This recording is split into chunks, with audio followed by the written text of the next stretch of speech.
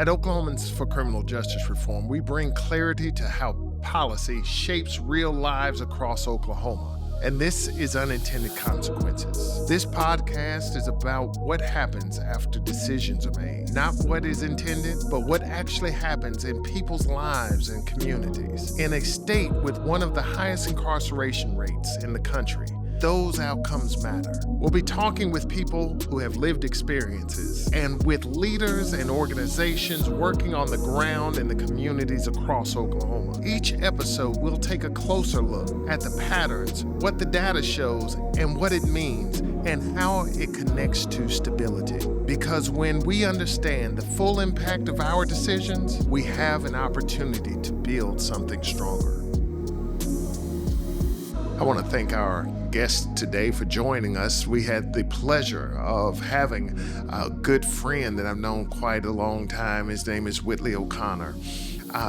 Let me just tell you this, Whitley. I think that this is one of the more exciting podcasts I've had, because I've seen you as a young person when you started your organization, and to watch it grow and thrive, and to see it talked about across Oklahoma City and across Oklahoma is pretty impressive. But the amount of people that you're touching, I just gotta tell you how grateful I am to just watch you work. And I know I'm keeping it secret to all my viewers, and but I'm so just pleased and grateful the work that you're doing in the community.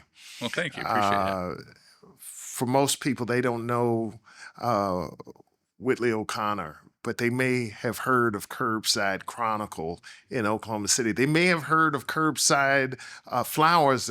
They may have heard of Sasquatch Ice in Oklahoma City and Curbside Apparel in Oklahoma City. They may have seen one of the many people you touch standing on the street corners or throughout the city selling papers, but they don't know the story behind it. So let me just say this, Whitley. Let's talk about it. Tell them who Whitley O'Connor is. Tell them about Curbside Chronicle, and how did you come up with this idea? Talk to us. Yeah. I mean, I think to your point, I think that's kind of intentional. I was very fortunate to find a model that worked well, but ultimately what I think is beautiful about the model, it's called social enterprise, using business activities to achieve social good. What I think is beautiful about that is it's really about the community, and it's about our employees, right? I'm just the vessel through which the idea came, and truly that's how it should be. You should know the vendors, you should know the businesses, and I should just be in the background doing my work. About 13 years ago now, we pitched this idea of a street paper. The best way to think of that is like modern day Newsies, if you are familiar. So people selling magazines on street corners, folks who are experiencing or at risk of homelessness. And I actually saw this idea when I was at school in Vanderbilt. Nashville had the largest street paper in the US at the time. And really what I saw is not only were they helping people, get back on their feet, get back into housing, get back into building their futures, but they were also kind of really dismantling the way the community viewed homelessness and talked about homelessness, and rebuilding it in a more, caring, compassionate, and really truthful manner. They were really starting to understand people's stories and where they're coming from, because they had a reason to talk to folks. And I think that's the really cool thing about why I tell people about social enterprise is that, Whitley is an individual, or Mike is an individual, having the ability to impact homelessness. Maybe we can, right? We can support some good organizations, but seeing the impact is really tough. And what's beautiful about Curbside and about this work is that it gives everyday folks the opportunity to directly impact someone's life and get to know people and hear their stories. And that's what I found so cool and unique about this model. And that's why we kind of fell in love with it. And kind of building it here in Oklahoma City, seeing what it did in Nashville, we wanted to bring it back home here to Oklahoma. And it's just been received so well. We could have never imagined. And from that, we've built these other programs, Curbside Flowers, Curbside Apparel, like you mentioned. And the community's really continued to rally around us, which I think really speaks to people's interest in being part of a solution. And what I always say is that, there's no real it's just different walks of life, if you will, right? There may be no real reason for you to encounter someone who's experiencing homelessness on any given day, but now we've put them in your direct live site. They have this award-winning publication that you want to read, or they have flowers that you want to send to a loved one, and now all of a sudden you have this reason to engage and learn about each other kind of on mutual ground. And that's how I think you really get to an understanding of folks and their stories. Right. So, how has the organization evolved beyond selling magazines, which is how you started? Yeah, so back in 20 probably 11, I guess, we were in college and we pitched this idea to Dan Strawn, who was the executive director at the Homeless Alliance. Right. And they were really struggling to find a way to create employment for some folks with some pretty significant barriers typically. And so he saw these kind of crazy college kids with a bunch of energy, and he said, if you guys want to give it a try, like, I'll support you how I can. He opened a bunch of doors for us. And really that's kind of how we got our footing. And from there, growing it has been a lot of kind of luck, honestly speaking. The flowers kind of came from trying to figure out where we can support people beyond the magazine, and that went really well. And we started building that campaign, and eventually ended up with a brick and mortar flower shop. Right. After 13 years, in April, we spun out from the Homeless Alliance. We had always intended to be incubated there, but every 3 years, we were launching a new initiative to help grow and continue to build the employment side, because there is such a need in the community that we kind of got comfortable and we got busy. And so after 13 years, we finally in April spun out from under the Homeless Alliance, and now we're our own independent agency overseeing those four employment programs, as well as a case management wing. And so everyone in our program, they're receiving these wraparound services because the end of the story isn't just buying the magazine. That's what helps our folks pay their bills, pay their rent, but you have to have someone that helps them get into housing, get their IDs, pay their fines and fees, and all these different barriers that ultimately got them into the situation. You've got to have someone that kind of helps you lead out of that situation.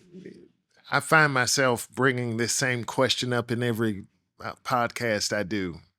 But I think it's so important, and I want people to hear it.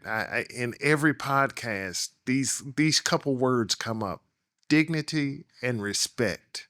How important is it for your clientele to receive dignity and respect, regardless to what their situation is? Yeah, I mean, you really hit the nail on the head. Our mission is to provide dignified employment. And that's huge for our folks. There are a lot of really generous, good-willed people who will tell me, they always roll down their window and they give them a 5 and they say, keep the magazine.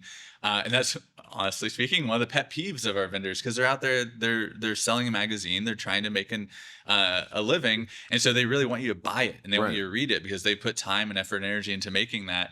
And that's what dignity is all about, right? It's meeting someone where they are and understanding that you and I may be different, but we have a ton of common shared interests and goals. And I think that's something that often is missing from their lives. Because as you can imagine, when you've experienced homelessness, a lot of that can be taken from you, right? When I think of dignity, and I think of things like having the ability to take a shower when I get dirty, right? I think of the ability to get a nice sleep so that the next day, if I need to go to a meeting, I'm well rested and I'm ready. And those are the type of things that are really challenging, especially if you're sleeping on the streets. And so having dignity, having the ability to make an income and provide for yourself, and being part of a larger community and feeling that sense of community, which is truly dignity, I think that's just so important to folks. And that's why we're always so proud of our partnerships and our ability to work with folks. One of our favorite issues every year is the zoo issue. And people are so excited to get it because it's a free zoo ticket. Who doesn't want that? And that, I think, is the epitome of this this opportunity to provide dignity, because you have these folks who are experiencing homelessness and maybe they haven't felt needed or wanted in a while, and now all of a sudden you have people who are flocking to them desperate to get a free zoo ticket, and now they finally have this they're providing something you need and you want, and that's dignity and that's respect, and you're meeting people on this equal footing that you may not have felt in a long time. So that's integral to who Curbside is providing that dignity and respecting people regardless of differences and backgrounds and all those things, recognizing that we're all just trying to work towards better futures, and we all want to be seen and heard and recognized and part of the bigger landscape that makes up the city. One of my favorite things about the Curbside is that uh, is that they have clients. I, and I know for a fact I've been in downtown Oklahoma City in one of the tall buildings, and somebody else walks up said, "Hey, you want a magazine?" And who was with me said, "No, I can't do it. I'm buying it from, I can't remember the name, but he bought his magazine from that person, and he knew who that person was. He knew that that person had kids and knew something about it. And you know what? In turn, that person got to know that individual too. And so I thought that that was always so special that they had that connection. So it was two different uh, people from different walks of life that have been able to get to know each other. So I don't know if those are unintended or intended consequences or unintended consequences, but it's something that that comes out that's pretty beautiful and pretty special. Yeah, I think to that point, I think very much unintended. We had no idea. I mean, we were college kids. We know there was a lot we didn't know. One of the big things when we're viewing this, we're seeing it as we're trying to provide people with an immediate way to make money who may otherwise not have that ability, right? Maybe they don't have a birth certificate or an ID, so they can't walk in and just get a job, right? That's not Right. on the table for them. That's what we were trying to solve. That's what we thought this was, and really potentially an even larger impact of this that was very, to your point, unintended, was the community that was built. We had no idea what that looked like. I'd seen Nashville destigmatize a lot of these kind of like larger held beliefs that were community wide, but I had no real concept of what it would look like to have people integrate in that way. And to your point, it's not uncommon for me. Probably once a week, I'm getting a call from a civic leader or business leader, and they're saying, "Hey, where's so and so? I haven't seen them in 3 days. I'm getting worried. Right. I usually see them every day. Where are they?" And so and so may have gone to visit a family member, or maybe they're sick or whatever, because we all have lives. Right. But I think to your point, it's incredible that people are keeping track and they're making friendships and relationships that otherwise likely would have never happened. Right, right. So, what does success look like for someone entering the curbside program? Yeah, so what we say is that we take an individualized approach. So success looks very different for two different people. We take kind of a longer approach than a lot of traditional workforce development programs, because what we have seen is that if you've experienced homelessness, there are a wide range of reasons you may have experienced homelessness, and there are a wide range of needs to lift you out of that situation. And ultimately, where you land is going to depend on a lot of factors: trauma, length of stay, all those type of things. And so, success to us is really getting people to as high of a degree of self-sufficiency as possible. And for some folks, they will likely sell the magazine forever, right? For other folks, they may transition to Curbside Apparel or Curbside Flowers, and they may be there for years before they're able to move on. For other folks, they're with us for a very short period of time, and they really just need some to make some money to keep their housing or keep the lights on, or while they look for something else or go through another program. And so we take a pretty wide net approach to what this is and what it looks like. And our goal is truly just to push people when they're ready and help them succeed where they're able to. And not really kind of walk in with these preconceived notions of what success is, right? I mean, growing up, I had an idea of what success was, and success was, to me, was one day I was going to run Walmart. That's the biggest company I could think of, and obviously, I'm not running Walmart. But I would argue that I'm way more fulfilled than I probably would have been, and I view what I'm doing as very successful in the community. And so, this idea that I had as a kid isn't real anymore. And so we really take this approach of meeting people where they are and pushing them when they're ready to move. Right. So, I'm if you have the number of people you've touched since you started the program, Oh man. I'm sure the number's large, but I would love to hear that number. But why don't you just share one story that it might have stuck out more than any other story about one of those success stories?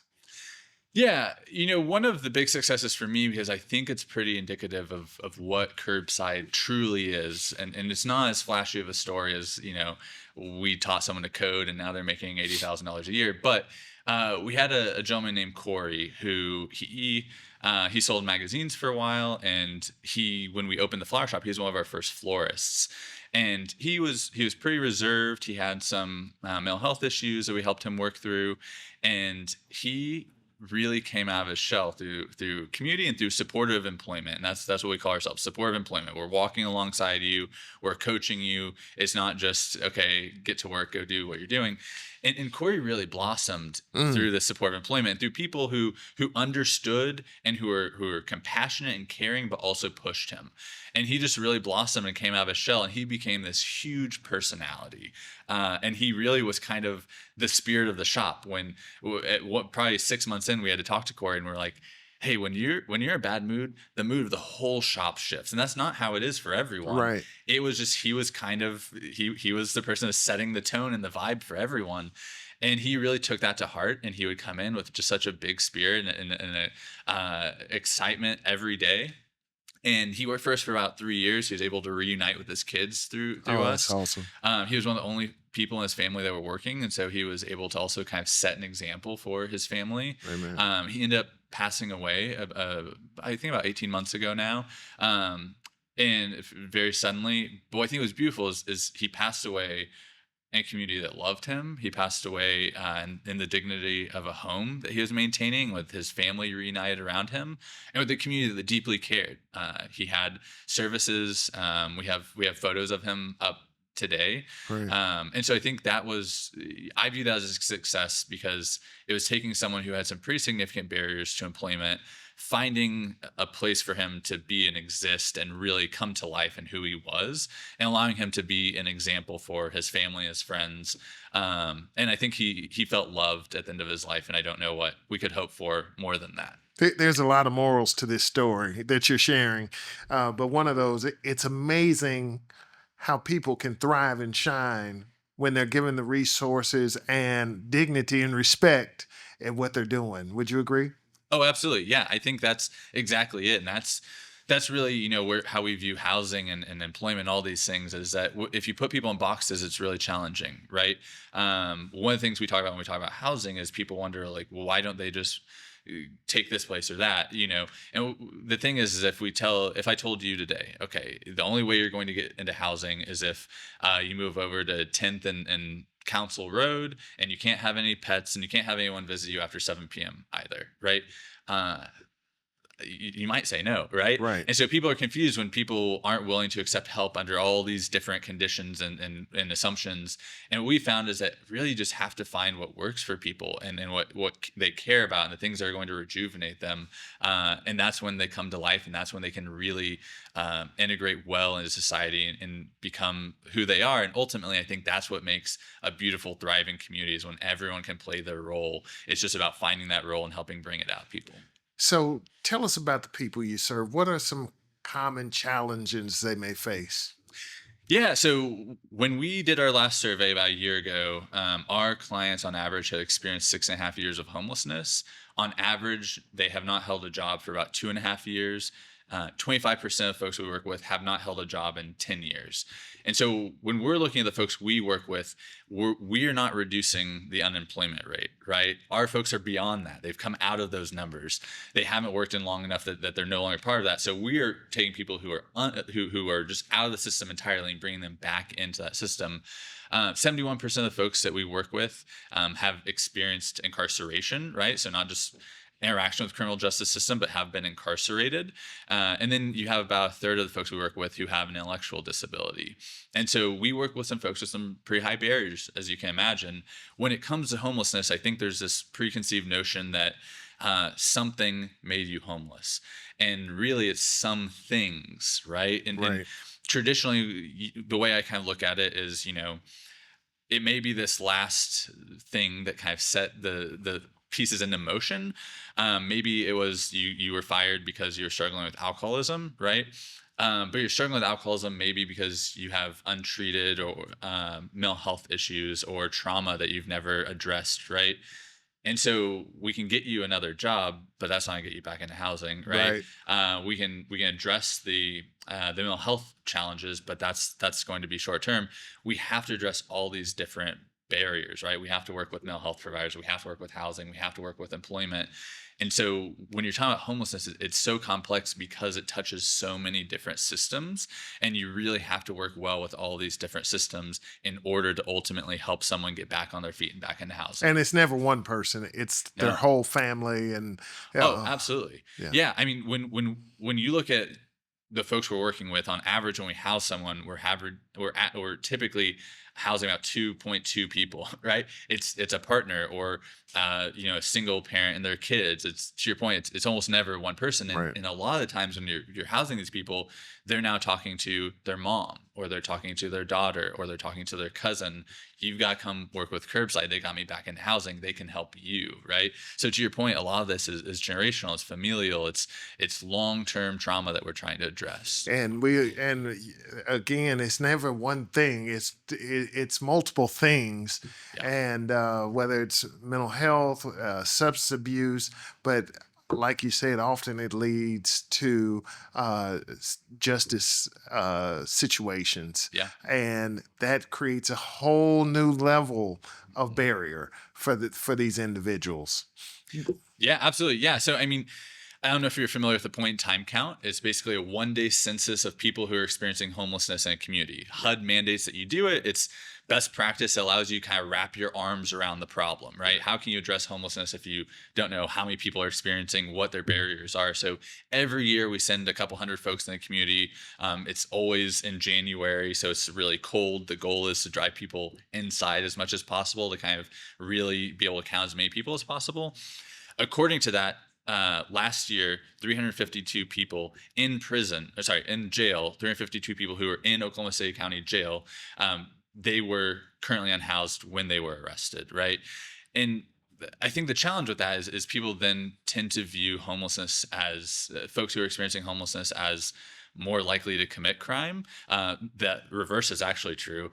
The folks that we serve are more likely to be criminalized, to have a crime committed against them, than they are to commit a crime. Right. But when you think about it, maybe you get rowdy, maybe you know a friend who gets rowdy on weekends, but they're getting rowdy indoors, right? If you're experiencing homelessness and maybe you're struggling with addiction, or you're having a mental health crisis, you're outside for everyone to see, right? So people are getting picked up on charges that are silly and that a lot of people would never, because they're inside and no one sees them having health crises, right? Right. Mental health isn't something that is solely folks that are experiencing homelessness. And so I think that's a big part of it, is figuring out how do we divert people from those systems. But to your point, there's a ton of criminal justice involvement.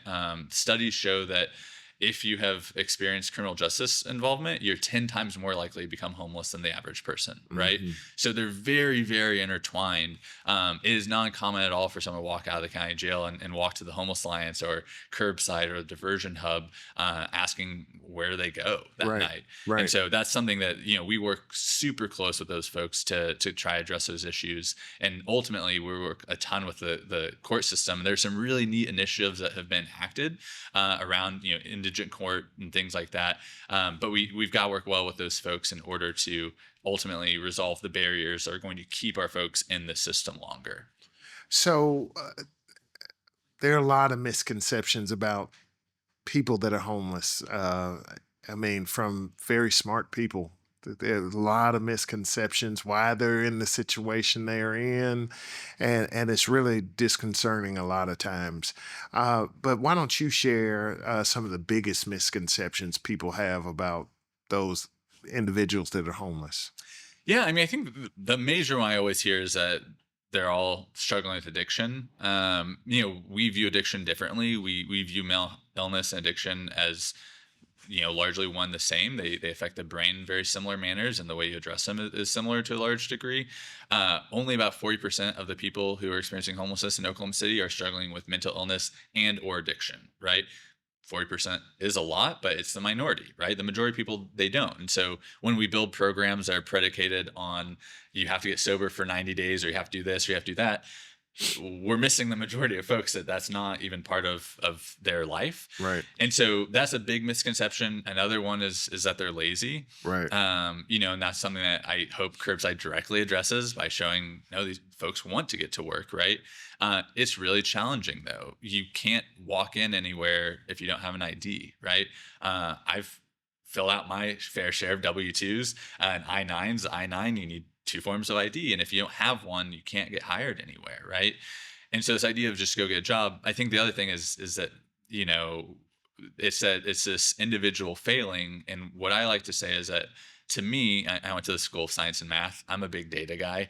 It's just a big math problem in my mind, and I think that's on two real grounds that I judge that on. Oklahoma City estimates that we're about 40,000 units short of housing. Right, Right. we have more family units than we have units of housing. When you have more people needing housing than you have housing, you have homelessness. There's no way around it, right? Either people are couch surfing, which that's experiencing homelessness, or they're literally out either in a shelter or they're on the streets, and that's how HUD views homelessness. But something's got to give, right? When you look at unemployment, the concept of unemployment means that more people want jobs than there are jobs, right? Right. Our unemployment rate would be zero if we had enough jobs for everyone who wants one. So I get it. We have job postings that sit unfilled for months, right? Right. There are times where we don't find the right skill set or whatnot. But I think that's a big thing to me, is this misconception that people should just get a job, or I saw this apartment open, why don't they just move in there? It's not quite that simple. Right. The math just isn't on Go that side. go to work for a fast food restaurant. Just I Yeah, mean that's the mentality. Just yeah. go do it. Yeah. And so a lot again, just kind of the misconceptions, but kind of speak on how is it, how easy or how quickly can someone go from stable housing to homelessness? In Oklahoma, really quick. Yeah, we do. Our laws in Oklahoma really favor the landlord, and so obviously there's lack of payment, things like that, but you can get evicted pretty quickly. It depends on how serious the landlord is. Our eviction rate in Oklahoma is incredibly high. We outpace other states significantly. We have significantly more evictions per capita than most cities. I think I saw a study recently. I don't want to misquote it, but it's one of those charts that have different shades, and we were really dark, right? So I think that's something that I think there's this misconception that people have these horror stories of squatters and things like that. That doesn't really happen in Oklahoma, right? They'll Right. kick you out pretty quick. What I like to say is, people become homeless for any number of reasons, and um, sometimes it's a slow burn thing, right? We have clients that we've worked with who have had significantly more wealth than I have. They've had lake homes and multiple vehicles and sea-doos and all those fun things. And Right. then someone in the family gets cancer, and that drains their account slowly. We have other folks that they lose their job and they're in some temporary type housing where they're paying week by week, and they can't make this week's payment. And they're on the streets, right? It could happen in a day, it could happen in a year. I think that's the challenge around homelessness, is that, and to your point of the stereotypes, people don't fit in these clean little boxes that we want them to. And I think Right. that's any population, whether it's people who are struggling with addiction or homelessness or domestic violence. If you lump them all into these baskets, those broad strokes don't really fit. And so it's really hard to address an issue if you kind of broadly make assumptions. And so I think, not that that's a fun answer, but it really depends on Well, how you're coming about becoming homeless. Yeah. right. So what patterns do you consistently or consistently do you consistently see among people who are successful in moving out of homelessness? Yeah, I think, there are kind of some like personality traits might be the best way to describe it. I think anyone who's experiencing homelessness has to show a tremendous amount of grit and resilience, right? It's a tough world. I mean, when, any given day, if I don't have plans, I might be thinking, what am I getting for lunch? But if you're experiencing homelessness, that's your thought every day, right? Where am I going to go get lunch? And you get lunch, and it's where am I going to go get dinner, right? You're in this survival mentality, and so it's just a tough world, and you have to have resilience, and you have to have a lot of strength. What we typically see is folks that uh, continued to knock on the doors, if that makes sense. Right. It's not an easy, perfect process by any means. We don't do it perfectly. No one does it perfectly. It can take months to get someone back into housing. It can take 6 months if you're working on paperwork, and if there aren't some extenuating circumstances like kids or some vulnerabilities. It can take a while, and so it's really that determination and that resilience that are, I've been turned away twice, but I'm going to go back, or I've been on a waiting list for a voucher for 3 months. And I just have to keep showing up to these meetings because one day that voucher is going to come through. Right. And that, I don't know that I'd make it, truthfully speaking. And so that's why I talk about resilience and grit is that you just have to have so much of that to keep showing up to a system that has largely kicked you down over and over and over. You just have to maintain that hope that one day the system's going to work and I'm going to get back on my feet. Right. So, what are the biggest barriers preventing people from exiting homelessness? Yeah, so nationally and locally, we have data that shows the number one barrier is lack of affordable housing. Right. And it's not just affordable units. I think that's a big misconception. We need more affordable units, but it's all units.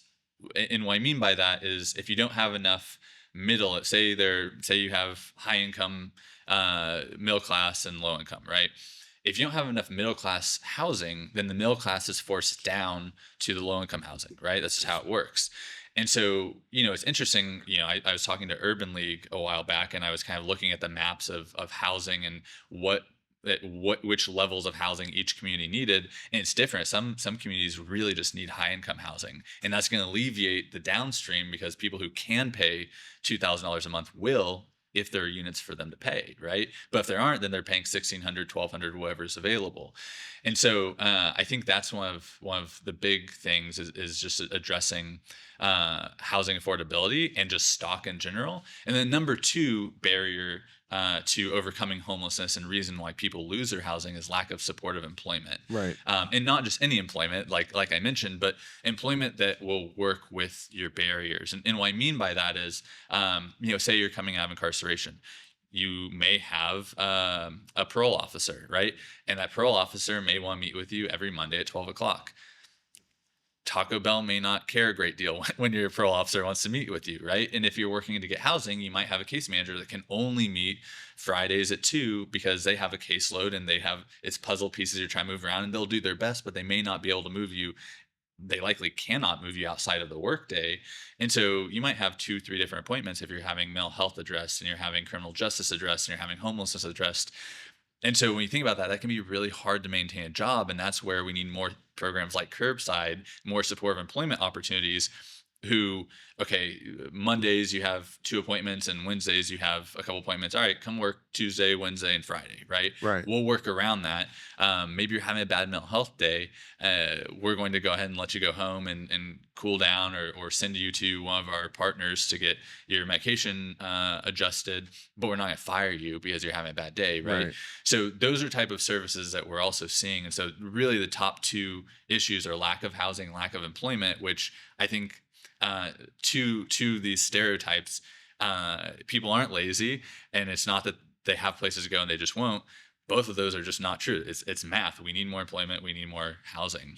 And I have so many questions today, specifically because we'll get to urban and rural because a lot of rural communities believe that the homeless situation is an urban problem, Yeah. but it's all over the state, Mhm. and we'll talk about that a little bit. But what I do want to talk about is a little bit more dive into Curbside Chronicle, a little bit more dive into the apparel, a little bit more dive into the flowers, so people know how to get connected with Curbside Chronicle to help somebody that may be in a situation. So I'll just let you talk about each one of them. Yeah, perfect. So Curbside Chronicle is the first program.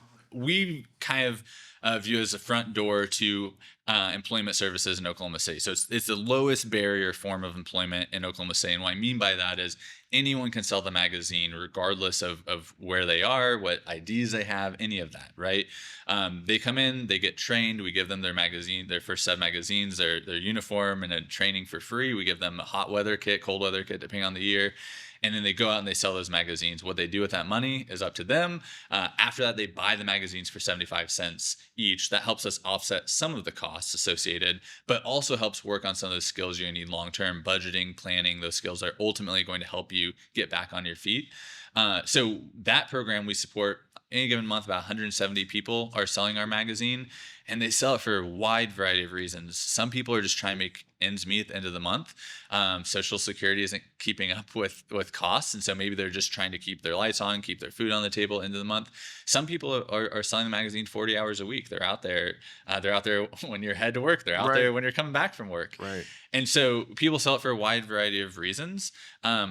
Those folks then can engage in our social services, get back into housing, address barriers like IDs and things like that. We don't view ourselves and never want to be this catch-all. We don't provide, for example, we work with upward transitions for IDs. They're experts in that. We don't want to spend additional time, so we refer out a ton. We aren't a mental health expert, so we're going to refer out to those services as well. But we kind of wrap our arms around, get people connected to what they need. After that, some people, and the kind of tough thing about Curbside, some people use us very shortly and then move on. We never know, right? Other people are in the system a little longer and needed some additional support. And so they may apply to somewhere like Curbside Flowers or Curbside Apparel. The last thing I say about Curbside Chronicle is it's a great magazine. You should read it. That's Great. and it's so important because you said that earlier.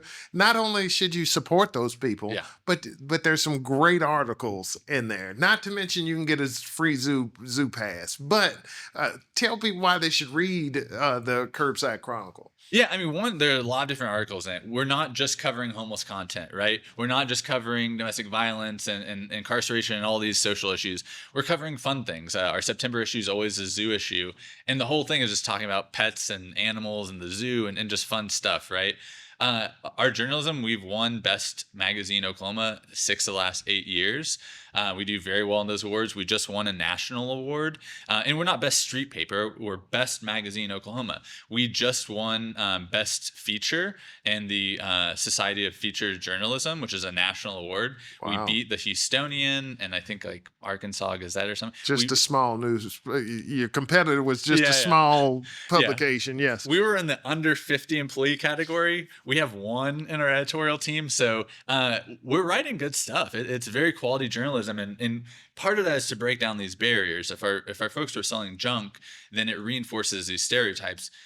We're selling award-winning journalism. We're doing it really well. We work with artists all throughout the community to illustrate the magazine and bring it to life. And it's beautiful and it's a good read. And they do some amazing art. It's good. Yeah. They do some Yeah. amazing art. Yeah. And go ahead. Let's talk about the flowers and apparel. How do they transition? Is first step the second step is apparel or flowers. Yeah. So some people are able to transition directly from the magazine into more traditional employment. Some folks need some additional support. And what we view apparel and flowers, they're kind of sisters of the same level. Those are for folks that aren't quite ready to be successful in traditional employment. Again, we don't try to push people beyond where we think that they're ready, because the last thing someone needs is for us to push them into traditional employment, help them get a job that they're going to lose in a week or two. And we know better, and we know that, right? That's how you churn impact numbers. That's not how you churn results and actual community impact. And so if we think someone's ready to explore what's next, but not ready to be successful in a traditional placement, what we'll do is hire them on at either the apparel shop or the flower shop. And then from there, they have instead of setting their own schedule, setting their own location, which is the beauty of the magazine, where me and you right where you are and when you can sell. And now all of a sudden you have a set schedule, you know where you have to show up, you know when you have to show up. But we have job coaches that are going to work with you. We go through programs. We worked with you at Metro Tech to design a program. People are getting certified in these trades. And those certifications, we're not necessarily training florists and screen printers, although we are. We're training employability skills, right? How to show up on time, how to listen to your supervisor, how to resolve conflicts between coworkers in a way that's not going to get you in trouble, right? Absolutely. So those are type of skills that we're teaching at these hubs in a supportive atmosphere with our job coaches. But it's more traditional, right? You do have that set schedule and those things that are going to translate to wherever you do next. But if you're showing up 10 minutes late every day, we're not going to fire you. We're going to say, hey, maybe we need to catch the bus before. Maybe we need to wake up 20 minutes earlier, right? We're going to work through those challenges that a traditional workforce isn't quite set to address, right? Maybe your manager at Walmart is going to walk through those steps with you or look at what bus line might get you there faster or is more direct. Most likely they're not, right? And so that's where we have some additional costs that the traditional flower shop doesn't or apparel shop doesn't. But for us, that means helping people actually get back on their feet and build those skills that are going to help them succeed. The apparel shop, we kind of in order, we launched the Chronicle, then Sasquatch Shaved Ice, which is our youth program. We can talk about that, but it's a little easier to talk about the progression with Curbside. Right. Then we opened the flower shop and then apparel. And really, the reason for apparel was one, we can't create enough employment. There's so much need. We need to continue building. But what we also found is that Curbside Flowers is its own thing, right? It teaches you customer service skills and hospitality skills and how to work in kind of an ambiguous environment and understand how to deal with, if you think about it, we're preparing people for restaurants and retail and those type of things, right? I'm really bad at it. The one rule is don't let Whitley make flowers. That's like the one hard and fast rule at the flower shop. I think I'm a great florist. I'm just going to be honest with you. It's hard to find someone that agrees, and that's the problem, I think. But there are people like me who I'm like, this looks beautiful. What are you talking about, right? That's where the apparel shop comes into play, because when you're screen printing, it either looks like the photo or it doesn't. There's no ambiguity that apparently I'm struggling with on the flower side. Right. And so the apparel shop teaches a whole different set of skills. We don't, obviously, there is a customer service side that our staff is handling, our full-time staff, but our clients are handling kind of the back end warehousing, inventory control, process orientation type stuff. And that's a whole different set of entry-level skills that we need in our community, in our workforce. Right. People understanding how to take something from a product from when it walks in the door all the way to getting back out to the end user. And so they're kind of different avenues for folks, and it's kind of, what do you want to explore, what's going to better build the skills that you want, right? We have a lot of folks that want to go into trades, and those trades, it's a lot more kind of process oriented, right? I'm sure there's some artistry to doing electric work, but it's kind of, you either got these wires attached or you didn't, right?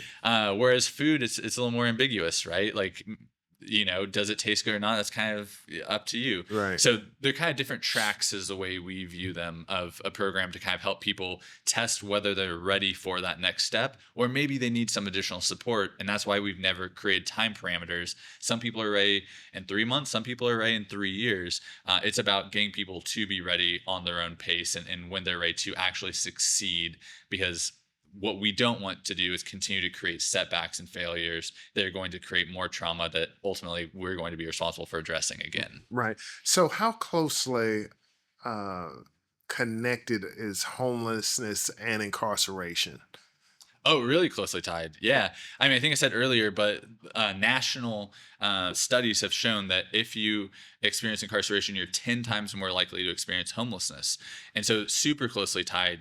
The barriers created through incarceration and fines and fees and all these things, it's really tough, because I know there are movements and they're great to ban the box and things like that.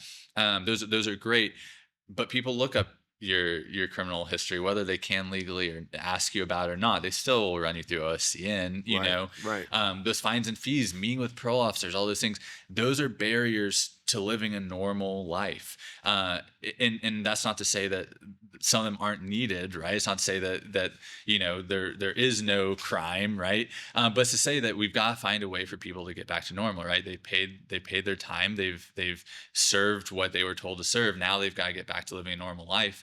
And it's really challenging when you stack all these additional barriers on them. Right. I think a great example is we had a guy who, before he came and started working with us and we were able to go and actually advocate on his behalf at court, he had $1,000 in fees, and he had been picked up multiple times for missing payments and whatnot, for stealing a coat in the winter, right? And not that stealing is okay, but he stole something out of a survival mentality. He was trying to stay warm that night.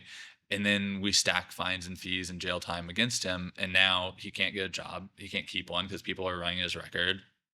He has to go meet with someone once a week. He has to pay these fines and fees, so he can't actually afford housing, all over a $30 coat. And that, again, I understand there are consequences, but I think there's got to be some middle ground. Otherwise, you're just stacking impediments against someone. Absolutely. What happens when someone leaves incarceration without stable housing? Well, one, they're much more likely to return to incarceration. Yeah. The recidivism rate is really high for folks that who exit to without stable housing, uh, because it's hard, right? Ultimately, Oklahoma City, our rent has increased more than any non-coastal city over the past decade. We've had the highest rates increase, right? We talk about how affordable Oklahoma is, and it is to a large degree, but rents are going up significantly. Whether you were for or against state question 832, our wages have been stagnant for literally since the 60s for decades, right? And so when people are coming out and they're expected to get a job and get housing and all these things, and they don't have someone helping them through those barriers, you got to think about this. I mean, some people have been incarcerated for a couple months, right? Maybe they've been in jail. Some people have been incarcerated for decades. And if, I mean, imagine you got locked up 10 years ago and you're coming out, uh, the world is just a drastically different place. Drastically. How you find housing is drastically different, right? How you find employment's drastically different. How you do all this stuff is so different.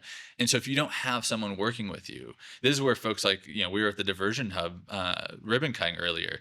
Diversion Hub works with a ton of these folks to overcome those barriers and hopefully make sure they don't fall into housing. Maybe they're crashing on someone's couch for a while. Hopefully they don't end up in a shelter on the streets, or maybe they are, and quickly, quickly can we exit them? But those things are significantly tied together, because the harder it is for you to make your way to afford housing and food and rent and all these things that all of us pay, the more likely you are to end up back there. Because, like I said, this man stole a coat out of necessity. Absolutely. If he doesn't have a track to employment and housing and stability, then what can we expect other than he's going to have necessities again in the future? Right. So earlier you talked about, because you're located just blocks away from the county jail, Yeah. that sometimes people walk out of the county jail straight to your office. So, what are the some of the unintended consequences of releasing someone directly into homelessness? I think the big one is hey, there's just a lot of confusion a lot of times. I mean, not everyone who's in Oklahoma County Jail is from Oklahoma County. I mean, largely that's where they're picked up, but some of these folks are exiting, and they were here, for whatever reason, passing through work, whatever, and they're trying to figure out how to get home, or so I think there are a lot of unintended consequences that make things challenging.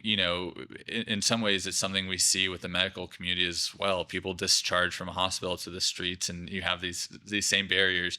The challenge is you don't know when it's going to happen. That's Right. probably the biggest challenge and unintended consequence of dropping.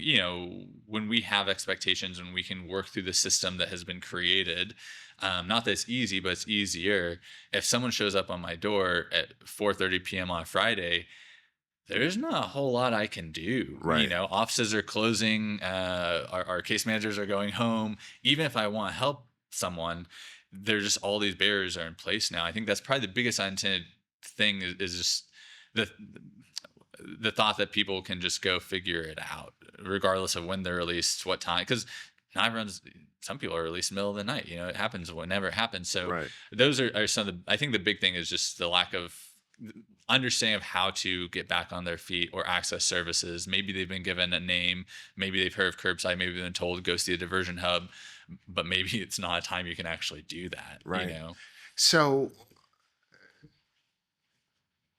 in this business that we're in, OCJR, we're at the Capitol a lot, and we see legislation trying to punish homelessness, and we see cities or elected officials trying to ban homeless uh, out of their communities. I'm going to just ask you to, why should or how should you communicate to your neighbors and community why we shouldn't be punishing those that may find themselves on the street? Yeah, I mean, I think the meat and potatoes of it is that you can't legislate your way out of homelessness. You generally there are a lot of issues you can't legislate your way out of, right? Absolutely. And I mean, you were at the Capitol as a legislator, I was there as an aide. There are a lot of issues that just aren't addressed by criminalizing them, right?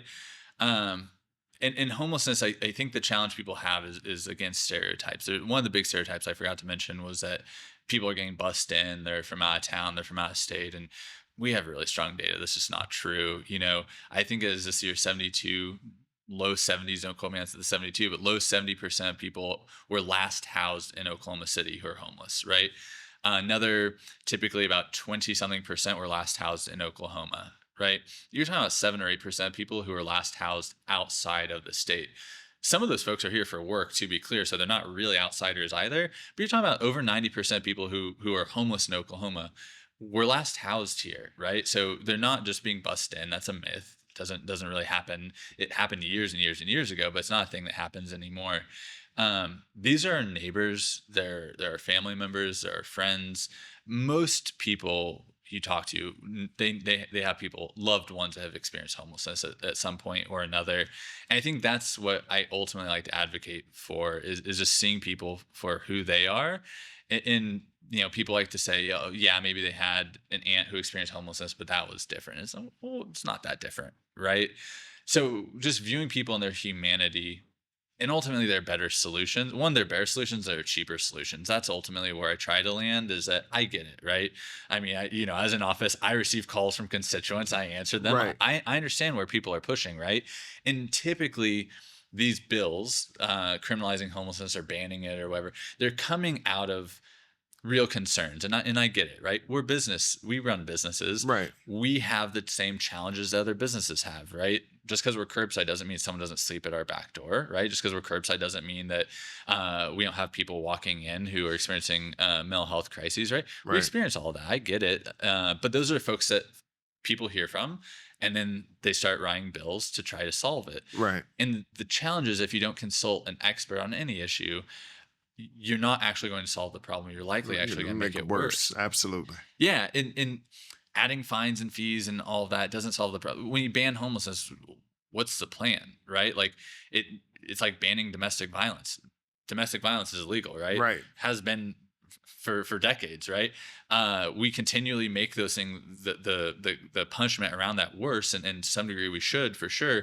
However, you can't ban domestic violence. You can't ban mental illness. You can't ban homelessness. These are societal challenges that we've always faced and will always face if we don't address it in a more sympathetic, more research-based way. Because ultimately, what I try to tell people who are trying to address homelessness is, you can do it proactively or retroactively. Typically, retroactively is what you're talking about, these bans and criminalization and fines and fees and all those things.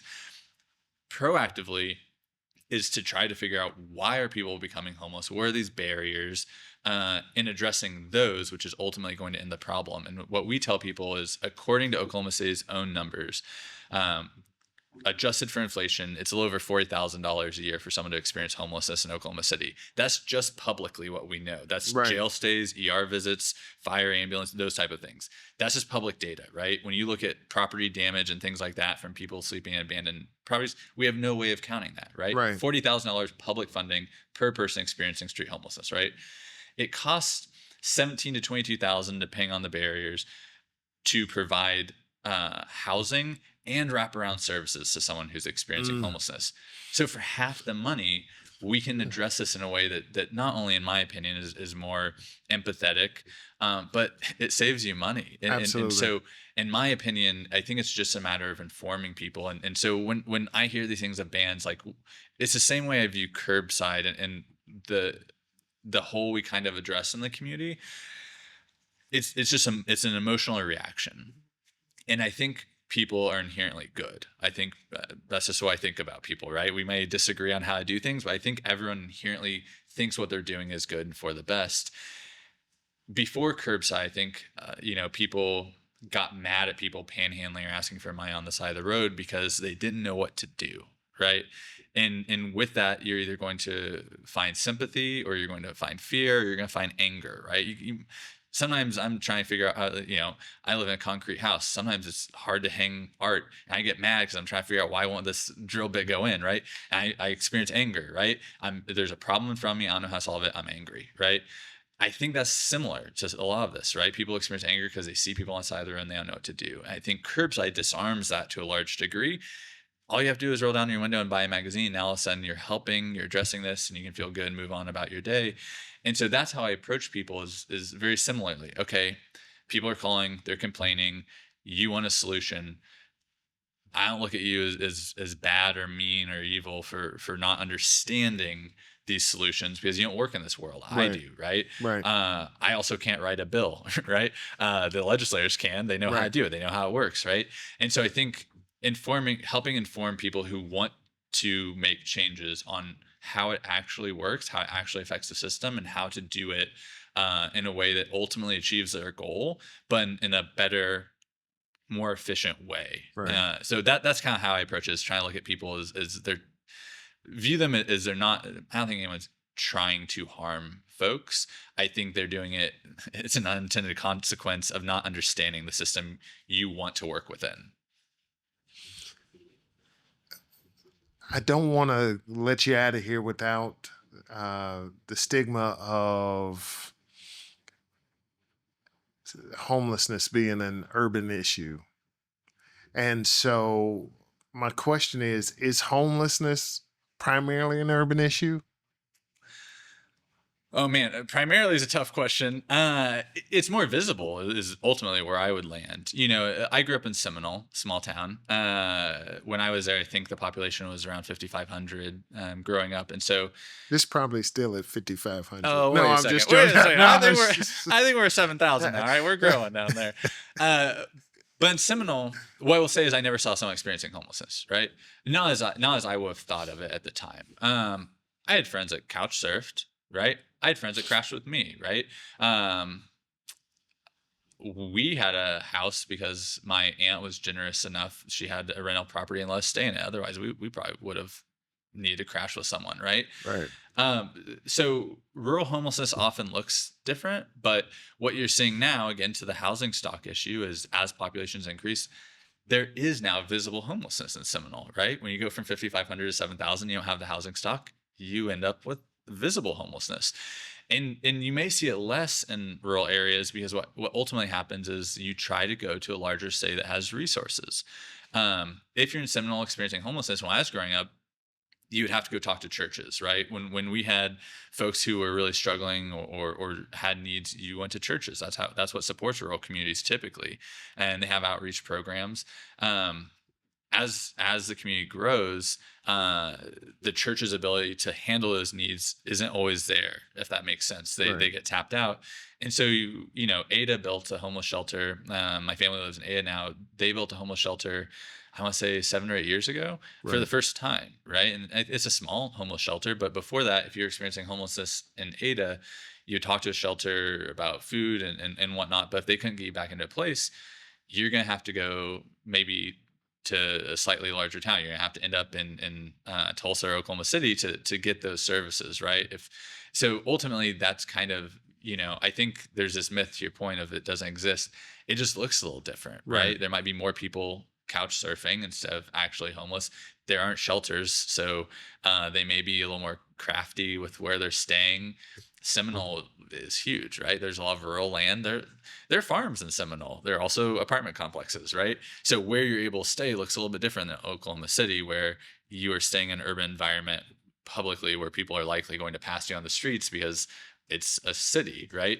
So I think it looks different, and the challenges are a bit different in how you address it. But it's absolutely a myth that this isn't happening or that it's a new thing.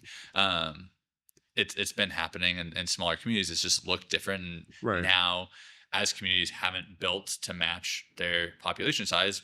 And that's Oklahoma City, and it's Seminole, and it's everyone that's growing. They're going to start to see it publicly. Earlier, you gave a statistic. You gave a statistic about $40,000 to do something, and then $17,000 to help address with housing and give wraparound services. I want you to repeat that statistic, but I want to ask you this question on top of that statistic: is what investment would you make would make the biggest difference in reducing homelessness across Oklahoma? Man, all right. So the statistic was that it costs about $40,000 in public funding per person experiencing homelessness in public benefits. So, sorry, benefits is the wrong word. In public assets. So that's police, fire, ambulance response. That's jail stays, ER Right. visits. About $40,000 a year on average. On the high end, there are people that are spending 120,000 plus, right? People who are frequent visitors of the jail, of the ER. They spend significantly more to provide housing and wraparound services to someone is about $17,000 to $20,000 a year. So right around half the money, and you can provide housing and services as opposed to leaving people on the streets. It also alleviates a lot of systems, right? Generally, we like to see our ER, not our ER, our ER times go down, our ambulance times go down, police response times go down. The way you do that is you provide for folks that are high utilizers of that. Getting people into housing drastically reduces jail recidivism, right? It drastically reduces ER visits. It reduces the capacity and need on these systems that allow those to function how they were designed, right? What Oklahoma needs, I love to say it's employment. I think that's I think a lot of communities focus on the housing, and that's vital. It's the number one barrier, but don't focus on and then what and how do they sustain, right? And I think Curbside is filling that role in Oklahoma City, but I think not the Curbside, but social enterprise employment models like ours need to be replicated in Tulsa. They need to be replicated in McAllister and Seminole and Ada, right? All these communities need their own versions. And maybe it's not a flower shop, maybe it's a cleaning service, maybe it could be any number of things, but employment is huge. But truthfully speaking, it's housing, right? Right. That's what communities need. And it's I'd have to look again, but I want to say when I looked at, I think it's 2 out of our 77 counties had enough housing stock. Now, whether it's diversified or enough doesn't necessarily matter. That could be problematic, but that means about 75 counties don't have enough housing units, right? And that's something they've got to analyze themselves and look at where do we need to build. But ultimately, they're going to continue to see homelessness if they don't address people's ability to be housed, as well as people's ability to afford that housing, whether that's employment, whether that's vouchers, or just as supply and demand, as you expand stock, you drive down the demand on that handful, right? Right. If there are 50 units of housing and there are 50 people looking for housing, there's going to be some, there's going to be a bit of a bottleneck, but people will figure it out. If there are 50 units of housing and 100 people looking, price goes way up, times go way up, everything kind of breaks down at that point. So truly it's a housing game. Like I said, it's kind of a math problem as I view it. Right. So from Seminole to Vanderbilt, you brought that model back from from Tennessee back to Oklahoma. What have you learned through Curbside that policymakers and community leaders need to better understand? Ooh. What I would say is it's really the individualized approach, whether that's working with individuals like we do and taking kind of a unique approach in that the way we work with Sally isn't the way we work with Joe, right? That's going to have to be a bit different. Absolutely. So I think that's it. But in addition, it's that what's working in Tennessee may or may not work here, right? Our street paper functions differently than theirs, right? In essence, they're doing the same things, but the way they're actually operating is a little bit different, right?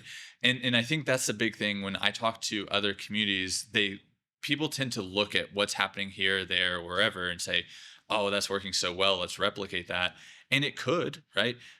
But probably need to be adapted a bit for your community, Right. or maybe it needs to be tossed out entirely. It's just the idea of what it is that you like, right? We have smaller communities who will approach us and say, "Hey, we would love for you to do curbside in our local community," and their community might be 20,000 people.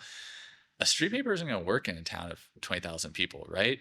You need a different model. And there are plenty of models. There are plenty of opportunities. Curbside, we're one of tens of thousands of social enterprises around the country. I know baking shops. I know one of the coolest social enterprises, in my opinion, is New View right here in Oklahoma. They work with people who have sight challenges, whether they're blind or vision impaired. They make fire hoses for stations all over the country, right? They do some really cool, unique stuff. Right. So it's about there are all these different models you can figure out, but what works in Oklahoma State isn't going to work in Yukon or Del City or Idabel or wherever you are. You've got to figure out what your community needs, because it's always going to be a little bit unique and different. And I think that's where policymakers get caught up, is wanting an easy solution. And if it was easy, it would have been done, right? If it's cheap, it would be done, right? The challenge is really digging into your community. And I think that's where policymakers shine, right? Most people don't run for office for the glory of the office, as you know. It doesn't pay well enough. It doesn't come with enough praise, right? Yeah.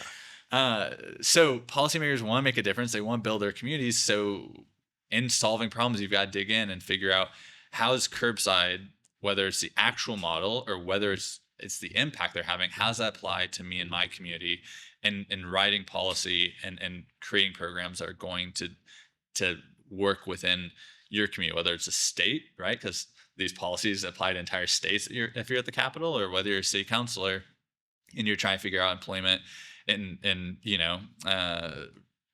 Rose or Grove, right? It's going to look a little different. You have to take a different approach. I think that's what legislators sometimes forget, is they go to these conferences and they learn this cool thing that works super well in Kansas. Maybe it works, maybe it doesn't. Right. But if you just write legislation that worked well here, it's gonna break here. Yeah. So if Oklahoma invested more into housing and opportunity, what would it look like in 10 years? I mean, I think this is the beautiful thing about investing in people, is that it comes back, if that makes sense. So investing in Corey brought up the entire flower shop, right? It brought up the entire community. Our other clients are watching Corey and seeing him build his life back and seeing him shine, and then they're doing better, right? And Corey's paying rent for the first time in decades, and he's paying his utilities, and that's allowing his landlord to do their thing. And right, like, investing in people is never going to not go well, if that makes sense. Mm-hmm. It's when you disinvest, when you pull back, when people start to struggle. And so I think when I think of an Oklahoma that invests more heavily in housing and in support of employment, I see a more thriving, more inclusive, more inviting community that everyone's going to be proud of, right?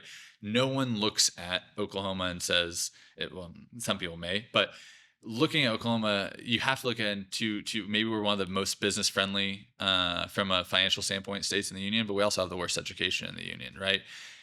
That's a hard pill to swallow, right? And so I think ultimately what I see is when we invest in ourselves, we're going to see a better, brighter future for our state. And so sometimes it takes a long time, right? Like, what I tell people when we started Curbside, there are times where I felt like we had setbacks. There might be a whole year where I'm like, man, it feels like we did not move the conversation as a community forward. And there are years where we made leaps and bounds, right?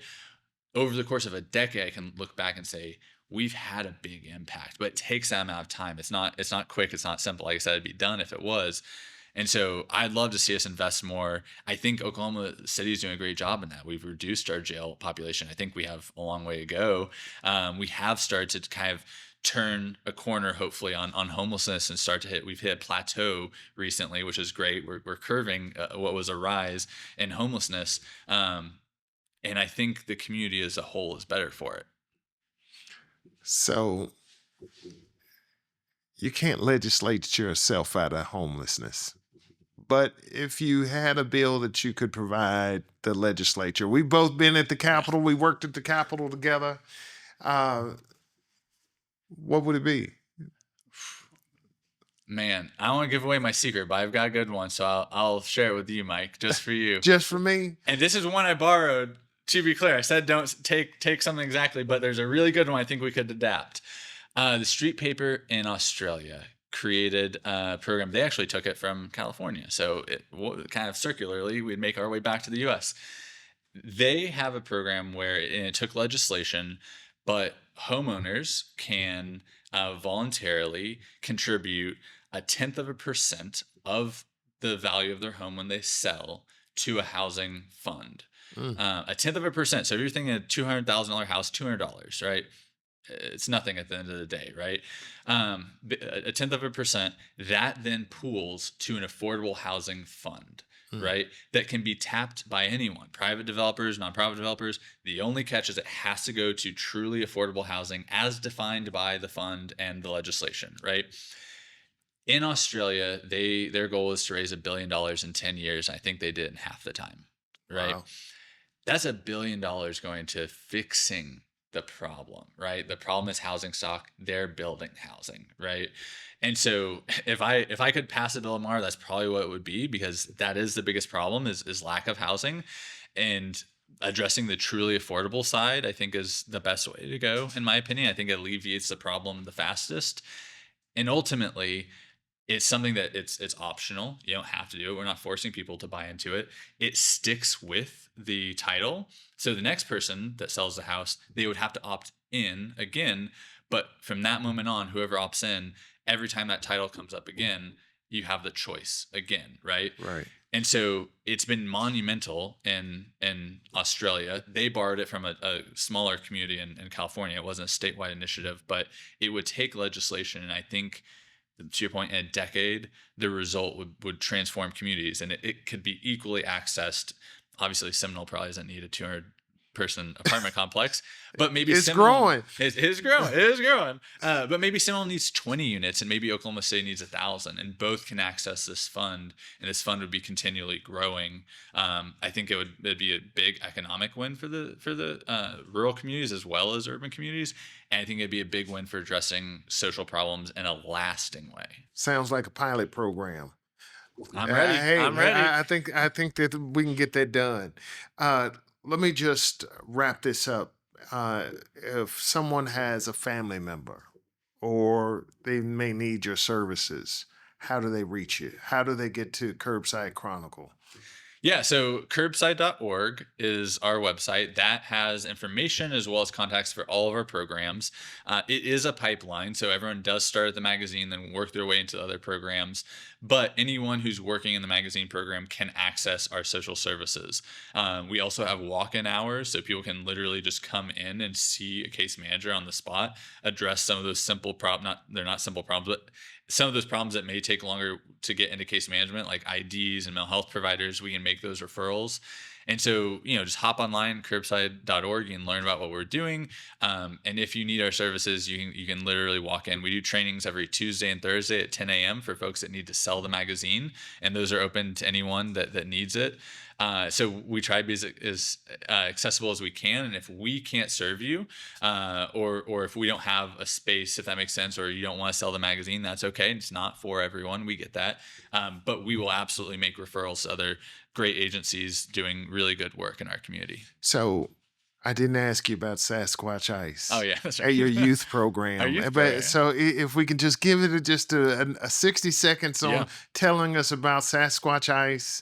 I've had it, and but please share with everybody. Yeah, so Sasquatch was kind of a response to, after we launched Curbside a few years in. One, we don't allow minors to sell the magazine. We want them to be in school or working towards whatever's next for them. We kept getting questions from service providers of we need this for youth, right? Sisu and Pivot and all these folks serve youth, and they need opportunities as well. And so we were being asked, when are you going to do youth? When are you going to do youth? And finally, Sasquatch came along. Really, it was a matter of fundraising. We were very young and couldn't raise a lot of money at the time. Snow cones, it doesn't cost a ton of money to get into snow cones, and it provides quite a few jobs for the money, for sure. And so we launched Sasquatch as a way to employ youth who were either our clients' children, right, or living in transitional shelters throughout Oklahoma City. And so we employ youth who are 15 to 24 years old. That's called transition-aged youth. We provide them, obviously, with supportive employment. They're earning money, but then we also provide that kind of case management support, and we have additional kind of life skills, job skills development classes that we work through. About 3 out of 4 of our youth, they're the first in their family to have a bank account. Right. So we're talking about like basic financial literacy, things that I didn't learn. I was so mad when my wife and I got married and we were looking for a house, and they ran our credit and I had none and she had good credit. I'm like, what are you talking about? I bought my car in cash. I saved up, and I learned I didn't have credit because I literally had never built credit. I thought credit was bad. Right. And so we're working with these youth to understand what is credit, what's good credit, what's bad credit, how do we budget, how do we do all these things, so that ultimately, hopefully, we don't end in this cycle. Like I said, on average, our curbside clients have been homeless homeless for 6.5 years. And there's a lot of trauma and a lot of barriers that come with that. And so our goal is to really take these young kids, provide the education, the experience that they need to ultimately move on before they experience those barriers. I appreciate it, and they make amazing ice Snow snow cones, yeah. cones. So, a couple other things is that if you had a client or a family member, they know how to get in touch with you. But if they want to donate to you, if they want to, can you share how can they donate? Yeah, Donate. curbside.org. You can donate through there as well. What I say is that, homelessness issues like homelessness, incarceration, domestic violence, they take a community to respond to. And what I'm really proud of about Curbside is that we've truly built it one magazine, one bouquet, one donor at a time. This has been built by the community. It doesn't work if we don't have 20,000 people a month rolling down their window and buying a magazine. It doesn't work if we have hundreds of people a month sending flowers to loved ones or having us do their wedding arch. And right, it truly is built on the community. Our businesses, we cover the costs of our businesses, right? I don't want donors paying for flowers and snow cone cups and all of that, right?